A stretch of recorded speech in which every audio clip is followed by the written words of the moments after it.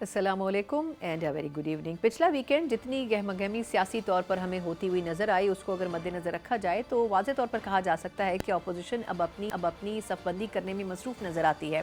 जहाँ एक तरफ अपोजिशन की तरफ से ग्रैंड अलायंस बनाने की कोशिशें हो रही हैं, वहीं कुछ अपोजिशन की जमातें हैं जिन्होंने बड़ी साफ लकीर खींच दी है कि कुछ जो सिफारिशात हैं या फिर कुछ जो रिजर्वेशन हैं, अगर उनको मद्देनज़र नहीं रखा गया तो यकीनन इस ग्रैंड अलायंस का हिस्सा बनने में उन्हें मुश्किलात पेश आ सकती हैं। दूसरी तरफ हम ये देख रहे हैं कि इस वक्त की हुकूमत की तरफ से एक बड़ा कदम उठाया गया है काबीना को बढ़ाने की सूरत में, और उसमें कई इत्तेहादियों को अकोमोडेट करने की कोशिश भी की जा रही है। और दूसरी तरफ मईशत के हवाले से भी अगर देखा जाए तो हुकूमत की पहली तरजीह यह है कि आने वाले चंद माह में इस मईशत को मज़ीद बेहतर किया जाए, क्योंकि सबसे ज़्यादा बोझ और सबसे ज़्यादा तनकीद इसी हवाले से की जा रही है कि इस हुकूमत की मईशत की जो पॉलिसीज़ हैं वो कितनी बरक़्रफ़्तारी के साथ अपनी दुरुस्त सिमत में जाती हैं, लेकिन इसके लिए कुछ वक्त ज़रूर दरकार होगा।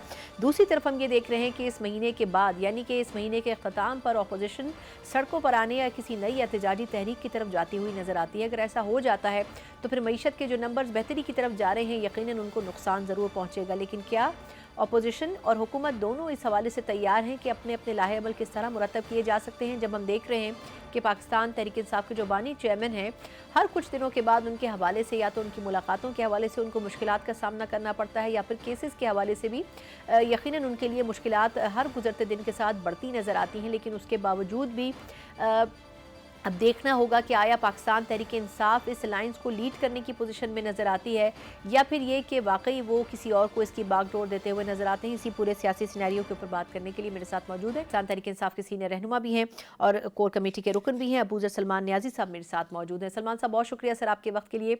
सर, पहले तो ये फरमाइएगा कि मैं पहले गुज़श्ता हफ्ते का अहवाल जानना चाहूँगी कि बड़ा गहमा गहमी से भरा था और पाकिस्तान तहरीक इंसाफ एक लीडिंग पोजीशन में नज़र आ रही थी जब अलायंस के हवाले से एक गैदरिंग की गई थी। लेकिन उस गैदरिंग से, जो कि कॉन्फ्रेंस की सूरत में थी, आप लोगों ने क्या नतीजा अखज़ किया? क्योंकि JUIF और इस किस्म की जो कुछ जमातें थीं, उन्होंने क्लियरली अपना वज़न आपके पलड़े में डाला भी नहीं, लेकिन वो आपके साथ खड़े हुए भी नज़र आए। तो कोई अंडरस्टैंडिंग क्लियर हो सकी है कि अपोजिशन कितनी मजबूत है, या अभी कितना सफ़र बाकी है अपोजिशन को एक पेज पर लाने के लिए? जी देखिए, जो जितनी अभी तक हमारे एफर्ट्स थे सारे, वो ये था कि पहले तो हमने सारी ऑपोजिशन जो पार्टीज हैं, उनको सबको इकट्ठा करना है। देखिए, जितनी पार्टीज हैं, इन सब की एक अपनी आइडियोलॉजी है, एक उनका अपना तरीकाकार है जिसके तहत वो ऑपरेट करते हैं। लेकिन हमने उन सबको एक कॉमन एजेंडा पे लेके आना है, हमारा मकसद ये था। वो कॉमन एजेंडा क्या था? वो ये था कि आपने मुल्क में आइन, कानून, जमहूरियत और बुनियादी हकूक जो हैं उनको बहाल करना है, और जो पॉलिटिकल विक्टिमाइजेशन है उसको ख़त्म करना है। और इसमें एक खुशाइंद बात ये है, हमारे साथ काफ़ी पॉलिटिकल पार्टीज़ इंक्लूडिंग हम्म। सिंध से भी पार्टीज़ जो नॉर्मली नहीं आती मेन स्ट्रीम पॉलिटिक्स में या इस तरह की एजिटेशन में, वो भी हमारे साथ मौजूद थी।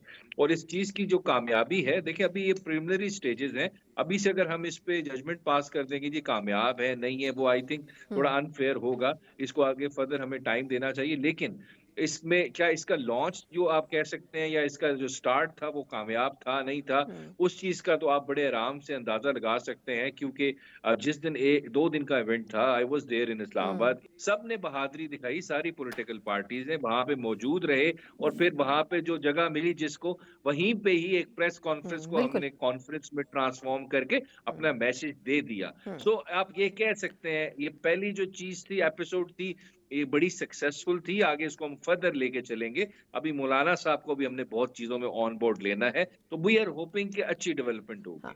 अच्छा, वो तो सर बज़ाहिर महसूस हो रहा था जो 2 दिन की कॉन्फ्रेंस रही, कि असल जो मकसद था अपोजिशन का उसको रजिस्टर करवाना, उस पूरे एफर्ट को, वो तो बहुत हद तक महसूस किया हुकूमत ने भी, तभी इतने मसाइल भी पैदा हुए आप लोगों के लिए।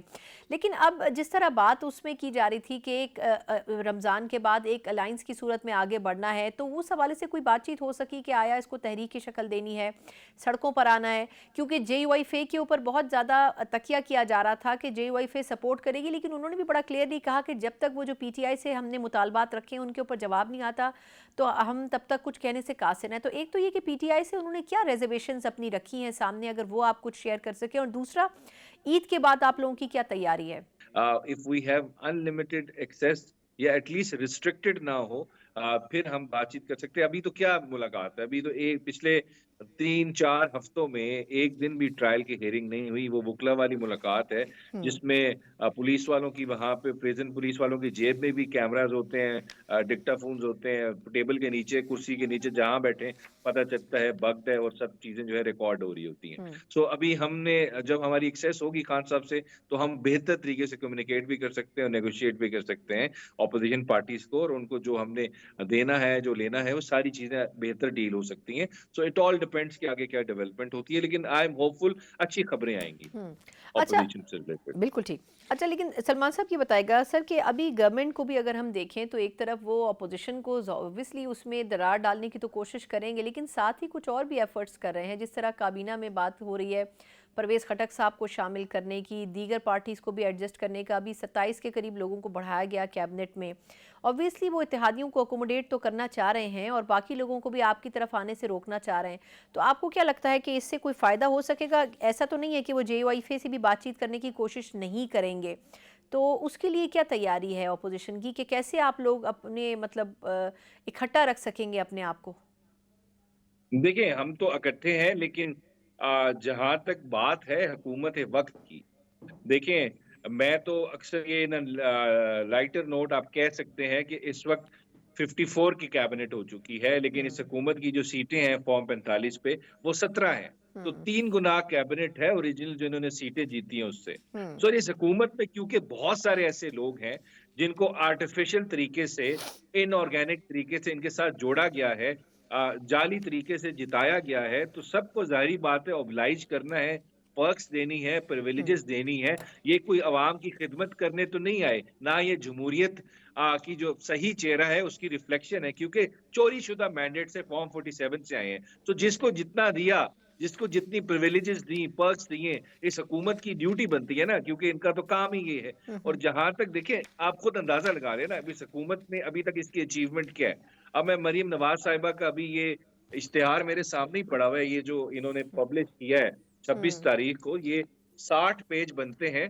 तो मैंने अपने ऑफिस में बच्चों की ड्यूटी लगाई कि ये जरा गिनो इसमें मरीम नवाज साहिबा की तस्वीरें कितनी दफा आई हैं। हम्म। तो आपको यकीन नहीं आएगा कि 301 दफा तस्वीर है इन 60 पेजेस में मरीम नवाज साहिबा की। और मियां नवाज शरीफ साहब, हम्म। जिनका कुछ लेना देना नहीं है पंजाब हुकूमत से, हम्म। उनकी भी 29 दफा तस्वीर है इस इश्तिहार में। हम्म। अब इस लेवल पे ये पहुंच चुके हैं कि पब्लिक टॉयलेट के बाहर भी तस्वीर लगने लग गई है, फ्रूट की जो रेडी है उसके बाहर भी तस्वीर लगने लग गई है, क्योंकि हम्म। परफॉर्मेंस तो है नहीं, ग्राउंड पे कुछ नहीं है। अभी तक जितने मंसूबों का इफ्तिताह किया मरियम नवाज साहिबा ने, हम्म। वो सारे वही मंसूबे हैं जो 1 साल पहले, जिनका 2 साल पहले इफ्तिताह हो चुका। हम्म। कुछ नया काम नहीं है। आपने पावर ग्रैब की, एस्टेब्लिशमेंट के साथ मिलके आपने फॉर्म 47 के थ्रू आपको बिठाया गया मनसब पे, हम्म। बेशक वो शहबाज शरीफ साहब हो या मरियम नवाज साहिबा हो। परफॉर्मेंस कुछ नहीं है, इश्तिहारात हैं, लोगों को कैबिनेट में पर्क्स देनी है, प्रिविलेज देनी है, कैबिनेट को एक्सटेंड करना है, हम्म। इमरान खान पे जेल में सख्तियां करनी है, उनको हम्म। डराने या धमकाने की कोशिश करनी है। यही इस हुकूमत का, और नहीं, इस लेकिन हुकूमत सलमान को है। सर, लेकिन मैं माज़रत आपकी बात काट रही हूँ फिर, लेकिन इसके ऊपर भी आप अपनी राय दें कि फिर वजह क्या है कि वैसे तो तस्वीरें देने की बजाय परफॉर्मेंस लिखनी चाहिए थी 60 सफ़ों में, लेकिन फिर क्या वजह है कि फाफिन तो कह रहा है कि पंजाब गवर्नमेंट वफाक के मुकाबले में बेहतर परफॉर्म कर रही है, वो फिर किस क्राइटेरिया के तहत कह रहे हैं कि कम से कम ज़्यादा ट्रांसपेरेंट है? तो कुछ ना कुछ तो देखें करने की उसमें, कोशिश कर रहे ये मैं होंगे। बताता हूँ ना, जी जी। उसमें ये होता है कि फॉर इंस्टेंस, सबसे दो बुरे इंसानों का मुकाबला हो, सबसे दो बुरे कौन है, बुरों एक में तो कम पहले बुरा नंबर कौन पे, है? दूसरे नंबर पे तो आएगा ना। तो ठीक इस ठीक। वजह से इन दोनों में से कम बुरा कौन है, इस चीज का उन्होंने बताया है। ये नहीं बताया सही। कि ये बहुत अच्छे हैं, ये बड़ा हाँ, अच्छा परफॉर्म कर रहे हैं। ठीक। अच्छा, लास्ट क्वेश्चन सिर्फ मुझे ये फरमाइएगा कि पीपल्स पार्टी बज़ाहिर तो बिल्कुल दहाने पर है इस चीज़ के कि इत्तेहाद अपना तोड़ दे, लेकिन अगर जरदारी साहब को देखें तो उनसे ज़्यादा रिकन्सिलिएशन कौन चाहता है? वो तो कहते हैं ये इत्तेहाद मजबूरी है हमारी भी और नून लीग की भी, लेकिन बिलावल साहब फिर भी रिलेक्टेड नज़र आते हैं, कहीं कहीं वो गुफ्तगू करते हैं, तनकीद भी करते हैं। अब ये जो रिजर्वेशन जनूबी पंजाब के हवाले से, आप खुद भी लाहौर में हैं, वो पीपल्स पार्टी को तो कहीं इंटरटेन ही नहीं करते अपने कैबिनेट में भी और डिसीजन मेकिंग में। आपको क्या लगता है कि ये साथ चल सकेंगे या फिर ये मसाइल बढ़ेंगे पंजाब में एटलीस्ट? देखिए, इनका जो साथ है ना, وہ ساتھ ان کا ایک آرٹیفیشل ان کی جو آپس میں کوآرڈینیشن ہے یا کوآپریشن ہے یا امیلگمیشن ہے، لیکن نیچرلی یہ ساتھ نہیں رہ سکتے. یہ ساتھ اس وجہ سے ہے کہ ہم دونوں اپنی کرپشن کو بچائیں، کیونکہ عمران خان ہمارے خلاف کھڑا ہو گیا. ادروائز تو یہ ایک دوسرے کے دشمن ہے. ان کی ماضی کی آپ سٹیٹمنٹس دیکھ لیں، کسی نے کسی کا گلا پھاڑنا تھا، کسی نے کسی کا پیٹ پھاڑنا تھا، کسی نے کسی کو سڑکوں پہ لپیٹنا تھا، روندنا تھا، یا کسی نے مولوی نواز شریف کہا، کسی نے کیا کیا کہا. اب تو پوری میں آپ کو اس پہ پوری پی ایچ ڈی کر کے آپ کو دے سکتا ہوں. لیکن ابھی مسئلہ یہ نہیں ہے، مسئلہ کسی اصول کا نہیں ہے، پرنسپل کا نہیں ہے. ان کا مسئلہ بڑا سمپل سا ہے، کیونکہ بلاول صاحب کو شاید پرومس کی گئی تھی کہ ہم آپ کو جعلی طریقے سے، ہم آپ کو بھی جس طرح مریم نواز صاحبہ کو یا شہباز شریف صاحب کو ہم نے جعلی طریقے سے ایک منصب پہ بٹھایا ہے، شاید آپ کو بھی یہ ہم بٹھائیں گے منصب پہ، اور وہ ان کی پرومس پوری نہیں ہوئی تو اب آوازیں نکلنا شروع ہو گئی. ادروائز تو خاموش تھے. تو یہ اپنے آپ کو وہ rightful heir to the iron throne سمجھ گئے تھے، جس طرح گیم آف تھرونز میں تھا. تو یہ سمجھ رہے تھے کہ کوئی پروفیسی تھی کہ بلاول نے پرائم منسٹر بننا ہے یا اس کو کوئی عہدہ ملنا ہے بہت بڑا، جو نہیں ملا. تو اب یہ چیخیں نکلنا شروع ہو گئی ہیں. ان کا نہ جمہوریت سے کچھ لینا دینا ہے، نہ ان کا آئین سے لینا دینا ہے. ان کو صرف پاور چاہیے. وہ بیسک جتنی بڑی آپ رابری کر لیں، الیکشن چوری کر لیں، all they want is power.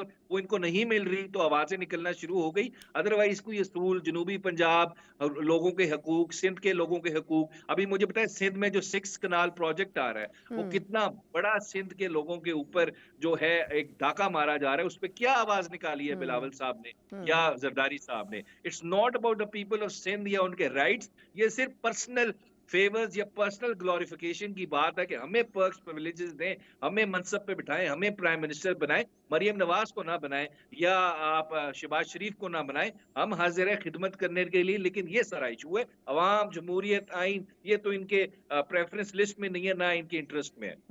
بہت بہت شکریہ ابوذر سلمان نیازی صاحب. سر آپ کے وقت تحریک انصاف کے رہنما بھی ہیں، کور کمیٹی کے رکن بھی ہیں، اور جو پاکستان تحریک انصاف کا 1 پوائنٹ ایجنڈا ہے، خاص طور پر الائنس ہو یا اپوزیشن کی جو آئندہ کی اسٹریٹجی ہو، اس حوالے سے بڑی حد تک انہوں نے وضاحت بھی کی ہے، اور حکومت کی جو پرفارمنس ہے اس کو بھی گریڈ کر رہے تھے. ایک مختصر وقفہ جہاں اپوزیشن کا موقف لیا ہے، وہیں حکومت سے جانیں گے کہ آئی ایم ایف کا وقت پاکستان میں ہے. حکومت کی طرف سے کیبنٹ کو بڑھایا جا رہا ہے، یقیناً کچھ پوائنٹس ایسے ہیں جن کو ٹارگٹ کیا جا رہا ہے آنے والے وقت کے لیے، اس پر کتنا عمل درآمد ہوتا ہوا نظر آ رہا ہے، اس پر بات کریں گے ایک بریک کے بعد.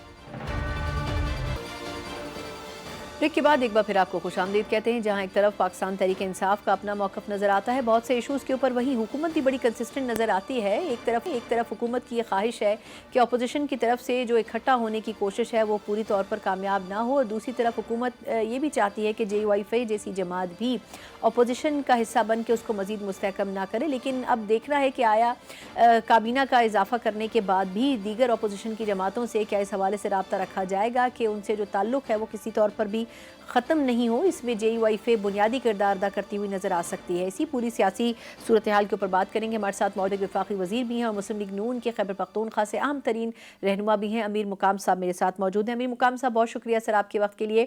سر پہلے تو یہ فرمائے گا کہ اپوزیشن کی طرف سے ایک ایسی کوشش ہوتی ہے جس میں الائنس بنانے کی بات کی جاتی ہے، کیا حکومت کو اس الائنس سے کوئی کسی قسم کی کوئی خوف یا کوئی تبدیلی محسوس ہوتی ہے کہ کیا واقعی حکومت کے لیے مشکلات کھڑی ہو سکتی ہیں؟ نہیں، مطلب یہ تو اپوزیشن کا رائٹ ہے، حق ہے جو الائنس بنانا چاہتے ہیں. اور آپ کو یہ بھی پریکٹیکل بات ہے کہ پولیٹیکل لوگ اپنے آپ کو زندہ رکھنے کے لیے اس طرح چیزیں کرتے ہیں. کوئی الائنس بنانا، کوئی ڈیمانڈ پیش کرنا، کوئی ڈیڈ لائن دینا کہ ان کے ورکر اور وہی لوگ مصروف رہے، تو ان کا حق ہے اپنے ورکروں کو اور اس میسج کے لیے مصروف رکھنے کا. مگر ایسا کوئی اس طرح بات نہیں کہ حکومت کو اس سے کوئی تھریٹ ہے اور خطرہ ہے. اب بھی آپ دیکھ رہے ہیں کہ سارے لوگ ویسے ہی ایک ساتھ ہیں. کوئی اس طرح بات نہیں. اپوزیشن کی بات آپ کر رہے ہیں، وہ تو ویسے بھی اپوزیشن ہے، اور امید ہم رکھتے ہیں کہ ان میں سے جو بعض اوقات بعض نے سپورٹ بھی کیا ہے ملکی انٹرسٹ اور ملکی مفادات کو مد نظر رکھتے ہوئے. ٹائم کی بات ہوتی ہے، پھر بھی امید رکھتے ہیں کہ بھی ملکی مفاد کو، جس طرح 26ویں آئینی ترمیم میں جے آئی نے ملکی مفادات اور اس کو مد نظر رکھ کر حکومت کا ساتھ دیا. تو یہ ہوتا ہے، سیاست میں کوئی بات حرف آخر نہیں ہوتی. ایک بات کل دوسری بات، ہم نے بہت کچھ دیکھے. تو یہ سیاست کا حصہ ہے، گیم کا حصہ ہے، ہوتا رہتا ہے. سر آپ خود خیبر پختونخوا سے ہیں، یہ بتائے گا کہ پرویز خٹک صاحب کو وفاقی کابینہ میں شامل کرنے کی بات ہو رہی ہے، آخر یہ اتنا بڑا قدم اٹھانے کی وجہ کیا ہے؟ کیونکہ خود نون لیگ کے اندر بھی اس کے اوپر تنقید کی جا رہی ہے. یہ مطلب دیکھیے، تنقید کرنے کے اپنے بھی ہر ایک کا رائٹ ہے، حق ہے، جواز ہے، جسٹیفیکیشن ہے، وہ اپنی جگہ. اور پرویز خٹک صاحب کی انڈکشن یہ ہماری کوئی انڈیپینڈنٹ حکومت ہے ہی نہیں. 100 لوگ کے ہمارے ساتھ 171 ممبر ہے، اور یہ سارے آپ دیکھ رہے ہیں کہ مختلف الخیال لوگ اکٹھے. اس میں وہی استحکام پاکستان پارٹی بھی ہے، ان کا بھی وزیر بن گیا، پی ملکیو بھی ہے، اور ایم کیو ایم بھی ہے، بلوچستان کی پارٹیاں بھی ہے. ہر ایک جو میٹر کرتا ہے.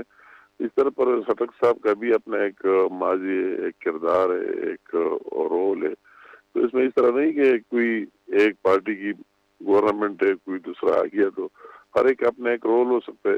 اور اگر وہ پازیٹیولی ان حالات میں اپنا رول پلے کرے، اس کا ایک ایکسپیرینس بھی رہا ہے، ماضی میں چیف منسٹر بھی رہے، منسٹر بھی رہے، تو ایک اپنا اچھا ان پٹ دے بھی سکتے ہیں موجودہ حالات میں. اور ملک کی صورتحال کو دیکھ کر، اور ہمارے لیے بھی اس طرح ہم تو کہتے ہیں کہ ہر ایک اس ٹیم کا حصہ جو شہباز شریف صاحب لیڈ کر رہے، پلے کرے اور اپنا رول ادا کرے. یہ بات اور بات ہے جو ہمارے لوگوں کی طرف سے رہے، ان کی اپنی بات اپنی جگہ بجا، مگر وہ تو کئی لوگوں کا رائٹ حق.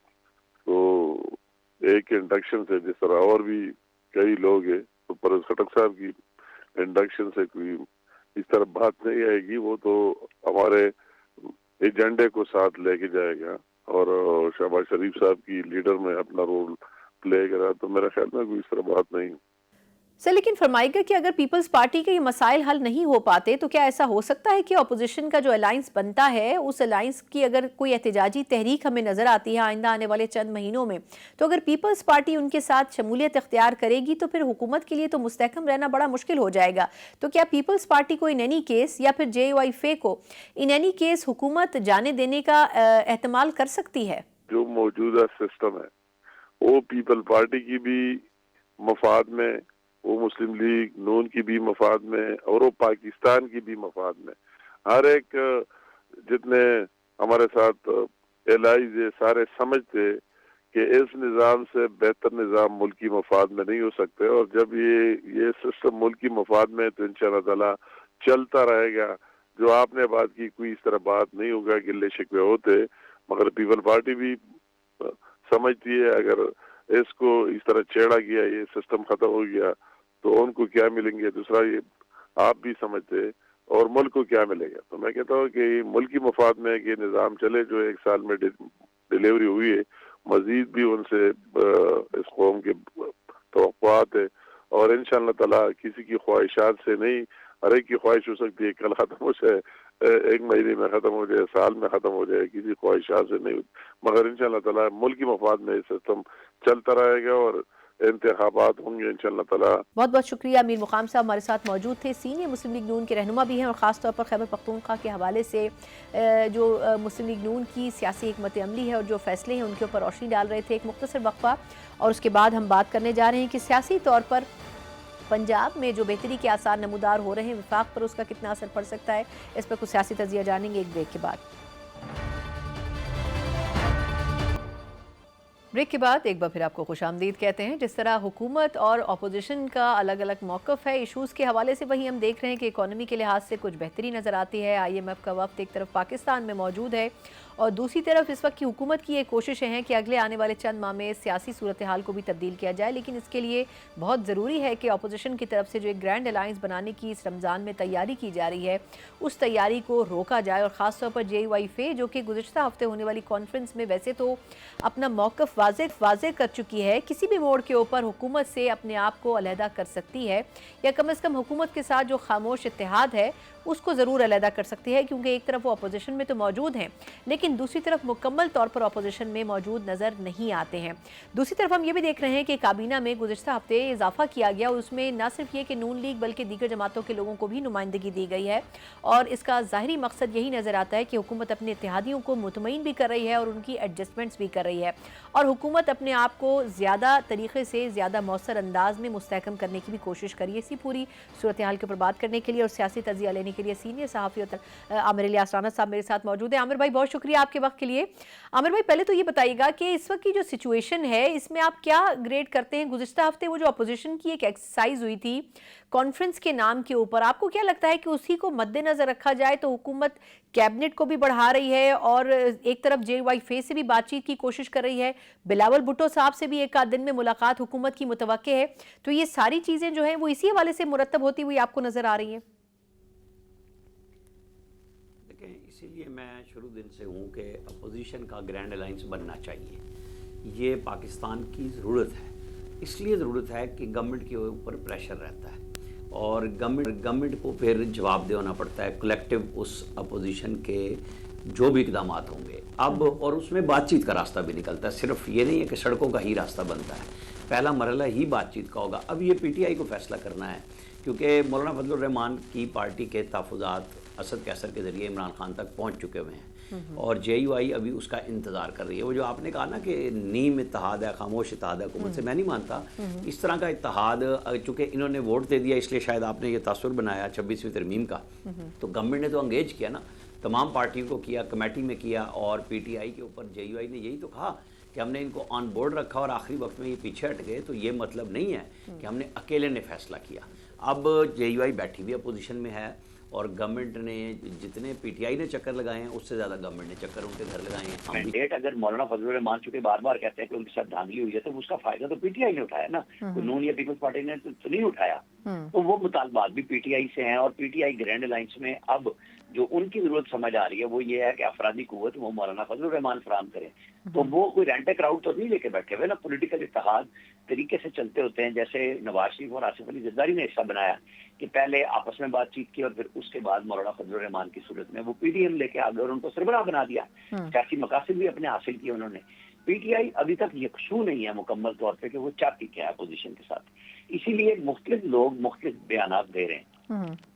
अच्छा आमिर भाई, लेकिन अब आपने ये जो बड़ी अच्छी इसकी मंजरकशी तो की है, लेकिन ये जो आपको याद होगा जब JYF ने गुफ्तगू की थी कॉन्फ्रेंस के बाद, उन्होंने कहा था जी हमने कुछ मुतालबात रखे थे PTI के सामने और जब तक उनका जवाब नहीं आता तब तक हम इस पर कोई राय नहीं देंगे। तो क्या यही बात दुरुस्त है कि जिसमें जो मुतालबात जो लोग डिस्कस कर रहे हैं कि उन्होंने KP में CM की तब्दीली की बात की है, फिर उन्होंने ये भी कहा है कि जो इत्तेहाद बनेगा अपोजिशन का उसकी सरबराही JYF को मिलनी चाहिए, यानी इस किस्म की डिमांड्स आपके ख्याल में रखी हैं JYF ने जो बिल्कुल PTI के लिए एक्सेप्टेबल नहीं नजर आती? देखिए, मैं नहीं समझता कि वो एकदम ये कहेंगे कि CM को बदले, लेकिन वो उस CM के जिले में जब हिस्सा मांगेंगे तो CM के लिए मुश्किलात होंगी DI खान में कि वो आपस में तीनों, देखे ना गवर्नर भी पीपल्स पार्टी के वहीं से हैं, बिल्कुल, तो वो गंडापुर साहब के लिए बड़ी मुश्किल है। लेकिन फजलुर रहमान साहब की आसानी ये है कि ये कोई मौलाना तो नहीं गए ना PTI के पास, वो तो PTI जा रही है बार बार। और गंडापुर साहब को कहा भी गया था कि DI खान की सियासत अपनी कौमी सियासत में मत लाएं, ये इमरान खान का मैसेज था उनके लिए। अब ये जवाब तो इमरान खान को देने हैं बराह रास्त, क्योंकि ये मैं बार बार कहता हूँ CML ने cancel my last statement order जो भी कर सकते हैं इमरान खान। JUI चाहती है कि फिर मुकम्मल अथॉरिटी के साथ जो भी पार्टी इत्तेहाद जो भी नाम देंगे उसमें जो JUI के साथ बैठे आके, बाकी पार्टियों को उन्हें पता है, लेकिन PTI का मसला ये है कि फिर मुकम्मल अथॉरिटी के साथ बैठे कि हर चीज में वो बार बार इमरान खान का कह के और ब्रेक ना लगाएं, और फिर कौन सरबराह होगा इसको तय करें पहले, चाहे वो JUI का अब खुद मौलाना फजलुर रहमान क्यों ना बने।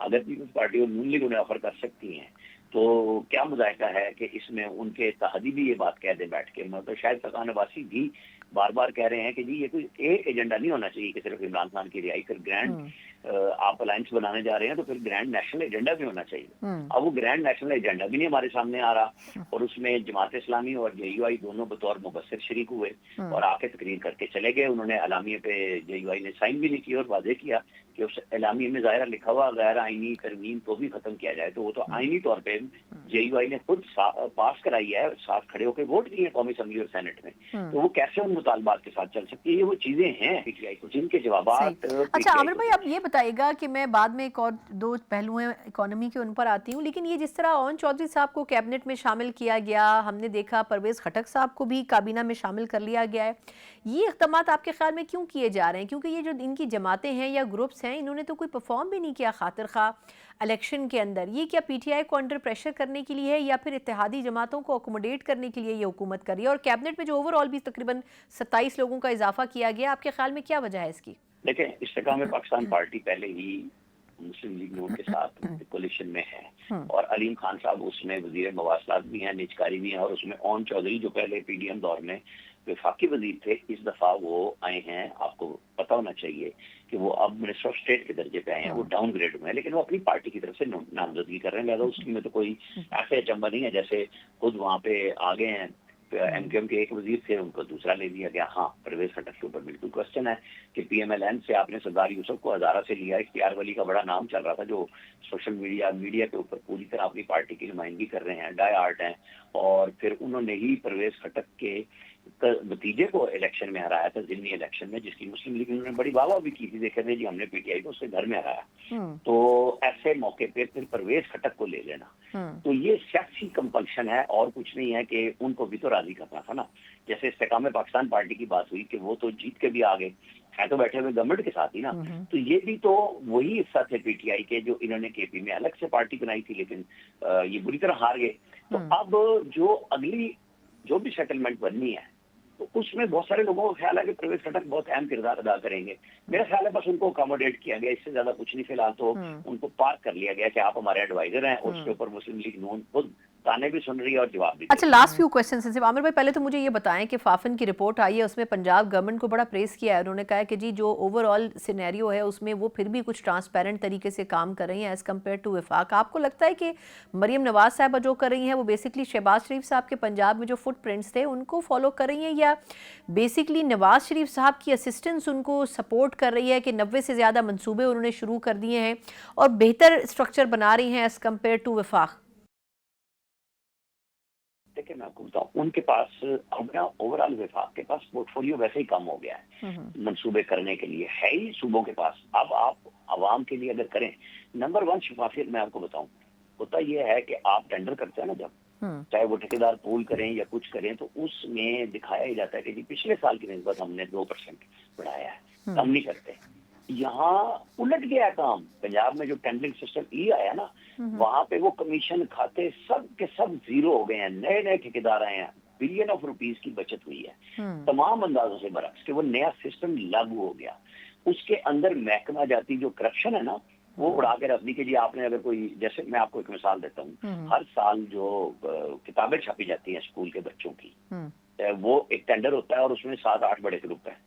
आप यकीन माने कि वो हैरान कुन तजर्बा रहा उनके लिए। इसी तरह जो सड़कों के टेंडर हैं, कम्युनिकेशन के अंदर हैं, बड़े बड़े ब्रिजेस के हैं, सड़कों के हुए हैं, वो टेंडरिंग में, तो वो जो लूप बना लेते थे ना लोग, पूरा ग्रुप बना लिया कि यार तुम ये कर दो और हम आपस में तकसीम कर लेंगे, वो सारा सिस्टम टूट गया।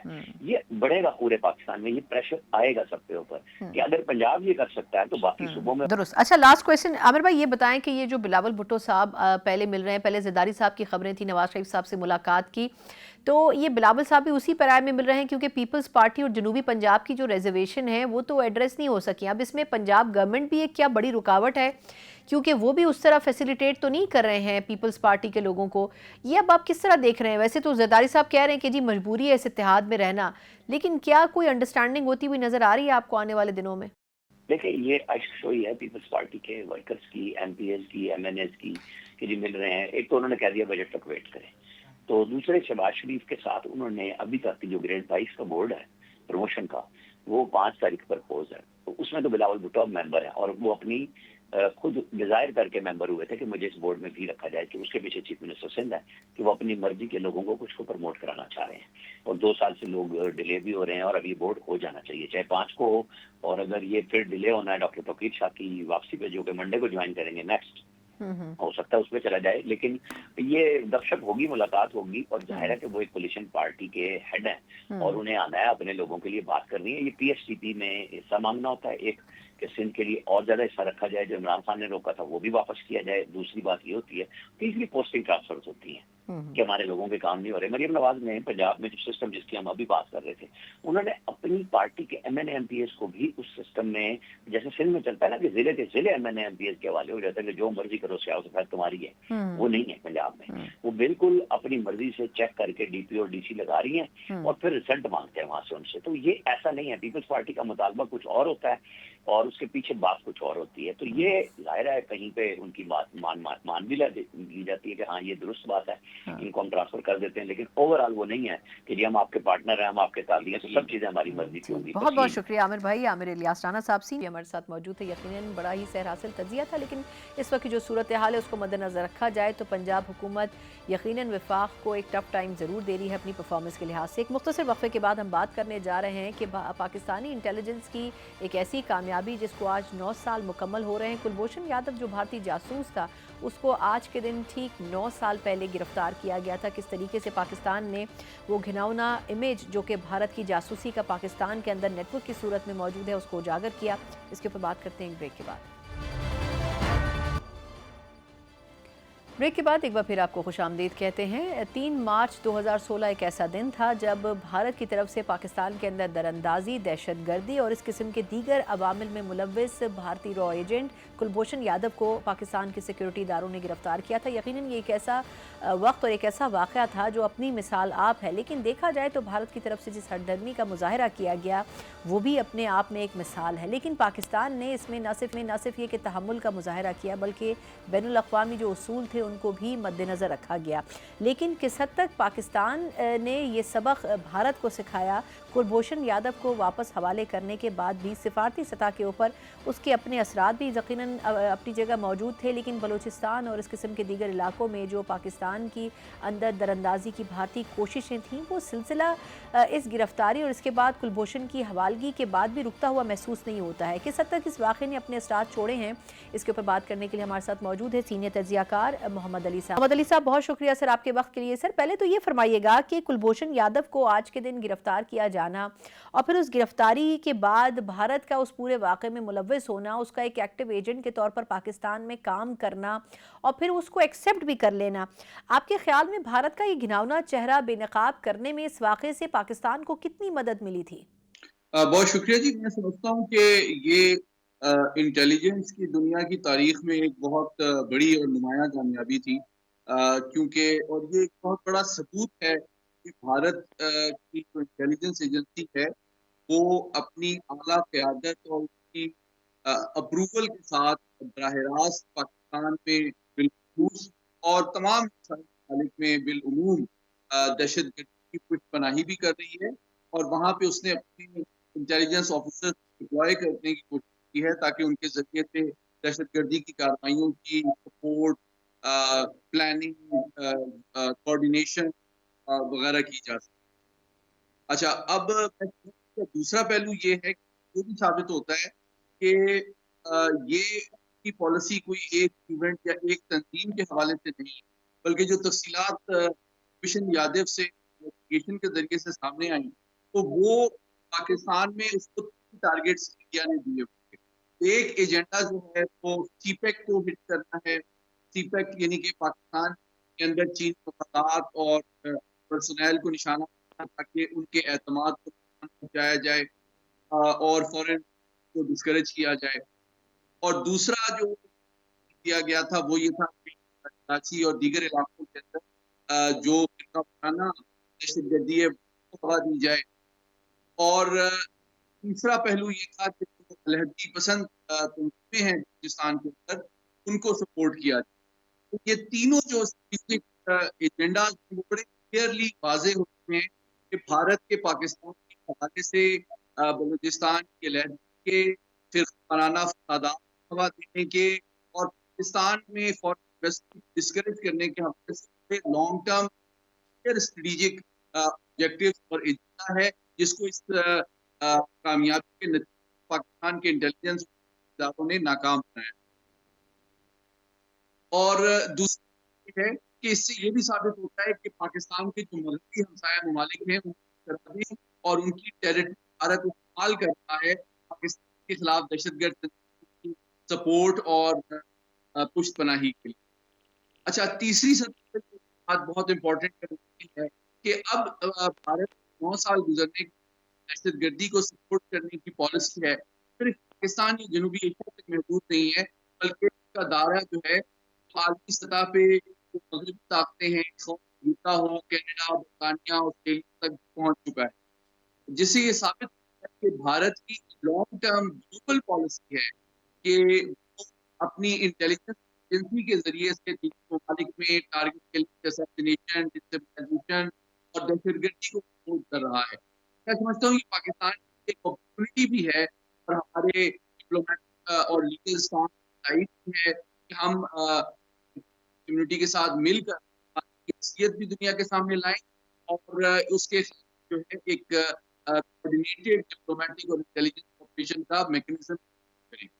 सर, ये फरमाइएगा कि 9 साल पहले बलूचिस्तान में जिस तरीके से एक्टिवली इन्वॉल्व था कुलभूषण, ना सिर्फ ये कि तखरीबकारी में, दहशतगर्दी में जो अलैदगी पसंद ग्रुप थे उनको वो असिस्ट करता था, उनको सपोर्ट करता था, आपके ख्याल में अब तक का जो वक्त गुजरा है, भारत कितना एक्टिवली काम कर रहा है अभी भी बलूचिस्तान के अंदर, और आपको क्या लगता है कि क्या जो असल मकसद था भारत का वो उसमें कामयाब होता हुआ नज़र आ रहा है, क्योंकि वाक़यात तो अभी भी बलूचिस्तान में उस तरह नहीं रुक सके हैं? मैं समझता हूँ 3 सबूत हमारे सामने बिल्कुल वाज़ेह हैं कि भारत की ये जो ख्वाहिश और कोशिश है वो कामयाब नहीं हो रही है। पहली बात तो ये कि खुद कमांडर कुलभूषण यादव जो कि एक आला अफसर है रॉ का, उसकी गिरफ्तारी इस बात का सबूत है कि पाकिस्तान में जो मरकजी किरदार है भारतीय इंटेलिजेंस एजेंसी का जो पाकिस्तान में ऑपरेट कर रहा था उसको गिरफ्तार किया, उसका नेटवर्क ब्रेक किया, उसके ताने बाने पकड़ा गया और सपोर्ट सिस्टम जो है उसको हमने कामयाबी से उस पर क्रैक किया। दूसरी बात ये है कि अमली तौर पे पिछले 9 साल में सीपेक में दिन दुगनी रात दुगनी हो रही है, उसके हम सीपेक के दूसरी स्टेज में दाखिल हो चुके हैं और उसके तवानाई और इंफ्रास्ट्रक्चर सूबों के बाद हम तीसरी स्टेज में एडवांस कर रहे हैं और इन कोशिशों के बावजूद अल्हम्दुलिल्लाह चीन जो ताउन और एतमाद पाकिस्तान के ऊपर है वो बरकरार है और उसमें इजाफा हो रहा है। और तीसरा पहलू ये है कि बतदरीज वो दहशतगर्द जमातें जो कि भारत की सरपरस्ती के ऊपर भरोसा करके पाकिस्तान के अवाम को बदनाम करने की या गुमराह करने की कोशिश कर रहे हैं, उनकी भी नाकामी का सबूत है कि वो अब मासूम नौजवान खवातीन को करने की कोशिश कर रही हैं, क्योंकि जो पढ़ा लिखा माशऊर बलोच नौजवान वो अब उनकी बातों में नहीं आ रहा और तदरीज बलूचिस्तान के अवाम में उनकी जो सपोर्ट है वो कम हो रही है और बहुत कम इंडिविजुअल और आइसोलेटेड इंडिविजुअल ऐसे रह गए हैं कि अभी तक प्यार उठाए हुए हैं। सर, ये फरमाइएगा, भारत का जो असल मकसद नज़र आता था 9 साल पहले भी और जो कुलभूषण ने भी वजाहत की थी, वो बुनियादी तौर पर सी पैक था और बलूचिस्तान को डीस्टेबल करना था। आपके ख्याल में इस वाक़े के बाद क्या पाकिस्तान ने किसी हद तक उस रूट कॉज को ख़त्म करने की कोशिश की और सी पैक को रिवाइव करने में कोई मदद मिल सकी? देखिए, मैं समझता हूँ कि सीपेक जो है वो चाइना का जो आलमी तौर पे बेल्ट एंड रोड इनिशिएटिव है उसका सेंटर ऑफ ग्रेविटी है। बेल्ट एंड रोड इनिशिएटिव जो है वो इस वक्त चाइना को 140 ममालिक से मुख्तलिफ करता है, लेकिन उसका जो आप समझें कि सेंटर ऑफ ग्रेविटी BRI का वो सीपेक है, यानी कि पाकिस्तान के जरिए चीन जो है वो मशरिक वस्ता, यूरोप, अफ्रीका, लैटिन अमेरिका और शुमाली अमेरिका से मुंसलिक होता है कम फासले से इस कॉरिडोर के जरिए। तो इंशाअल्लाह हम अब इंफ्रास्ट्रक्चर तो कंप्लीशन की तरफ जा रहा है और अब इसकी जो रफ्तार है, ऑपरेशनलाइजेशन है और जो इसके इस्तेमाल है ट्रेड के लिए उसमें भी इजाफा होगा। हमारा जो गवादर का एयरपोर्ट भी हाल ही में मुकम्मल हुआ है और बतदरीज वहाँ भी फ्लाइट में इजाफा हो रहा है और आहिस्ता आहिस्ता मैं समझता हूँ कि आलमी तिजारत ये एक बड़ा कॉरिडोर बन के होगा और इसके जरिए से पाकिस्तान न ایک بڑی تجارتی منڈی بنے گی، بلکہ چین کے اور اب دیگر ملک کے تعاون سے ہمارے تمام کے لوگ جو ہمارے بہن بھائی ہیں کے نئے ملازمتوں کے اور کاروبار کے مواقع آئے، جس کے ذریعے سے ایک ہم جہت حکمت عملی اور فیصلہ کن انداز میں بھارت کی پشپناہی پر مبنی دہشت گردی کی مہم ہے اس کو ختم کرنے میں مدد کی۔ سر لاسٹلی یہ فرمائے گا کہ کشمیر کے حوالے سے پاکستان کا ایک اپنا ون پوائنٹ ایجنڈا ہے کہ کشمیر پاکستان کا حصہ ہے، لیکن جس طریقے سے بھارت نے کچھ سالوں پہلے لیجسلیشن کے ذریعے کشمیر کو آئینی طور پر اس کے اوپر اپنا قبضہ کر لیا اور اس کی جو علیحدگی کی شکل تھی، علیحدگی پسند جو اس کی شکل تھی، اس کو بھی ختم کر دیا، آپ کو کیا لگتا ہے کہ پاکستان اس میں کہاں پر کمزور نظر آتا ہے کشمیر کا اصل امیج اجاگر کرنے میں؟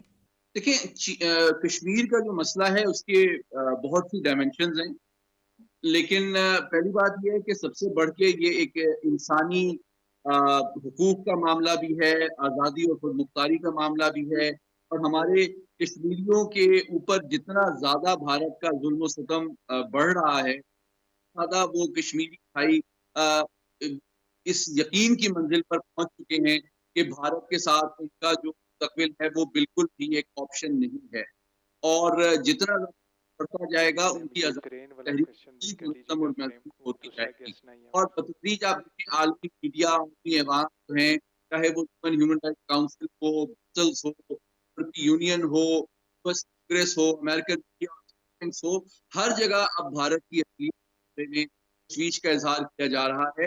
اب لاسٹ ایئر 26 جنوری کو جب صدر بائیڈن کو مہمان خصوصی کے طور پہ بھارت نے انوائٹ کیا اپنی پریڈ کے سامنے، مسلح افواج کی پریڈ کا معائنہ کرنے کے لیے، تو انہوں نے آنے سے کی، اور جو کہ اس بات کہ وہ جو کہ را کے ذریعے سے اپنے سیاسی مخالفین کو امریکہ کے اندر ہلاک کرنے کی جو بھارتی پالیسی ہے واقف بھی ہیں، اور اس کے نتیجے وہ نہیں چاہتے کہ بھارتی افواج کے سامنے آنے بن کے ان کو عقیدت پیش کریں۔ تو یہ ایک حقیقت کے جانب اب امریکہ ہے تو تجارتی منڈی کے طور پہ تو بھارت کو استعمال کرنا چاہتا ہے، اور اس کی امریکی جابس اور بہتری آئے، لیکن یہ مطلب نہیں ہے کہ وہ حقیقت ہے، اور کے لیے جو سپورٹ ہے ماضی میں بھارت امریکہ کے جو وزیر دفاع تھے انہوں نے بھی اعتراف کیا تھا، اس سے وہ اوپر کرے۔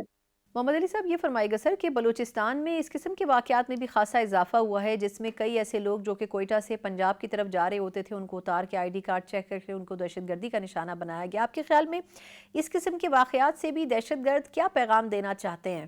دیکھیے جس طرح کمانڈر کلبھوشن یادو کے ساتھ انویسٹیگیشن میں حقائق اور ثبوت ہمارے سامنے آئے، تو اس میں 3 چیزیں بالکل واضح ہیں کہ ان کو جو 3 پرونگڈ ایجنڈا دیا گیا تھا بھارتی قیادت اور حکومت کی جانب سے، وہ بنیادی طور پہ پاکستان کے معاشی، داخلی اور خارجی سلامتی کو نقصان پہنچانے کا تھا، اور یہ تینوں جو ایجنڈاز ہیں، چاہے وہ فرقہ وارانہ فسادات اور دہشت گردی پھیلانے کے نتیجے میں ہو، یا نان بلوچ لوگوں کو ٹارگٹ کرنے کے ذریعے سے ہو، یا پاکستان میں فورن جو انویسٹمنٹ ہے اس کو ڈسکریج کرنے سے ہو، ان تینوں کا بنیادی مقصد یہ ہے کہ پاکستان کو بھارت کی کوشش ہے کہ اور خواہش ہے کہ پاکستان کو انٹرنیشنلی آئسولیٹ کیا جائے، فورن انویسٹمنٹ کو ڈسکریج کیا جائے، پاکستان میں نسلی، لسانی اور گروہی اور فرقہ وارانہ فسادات کو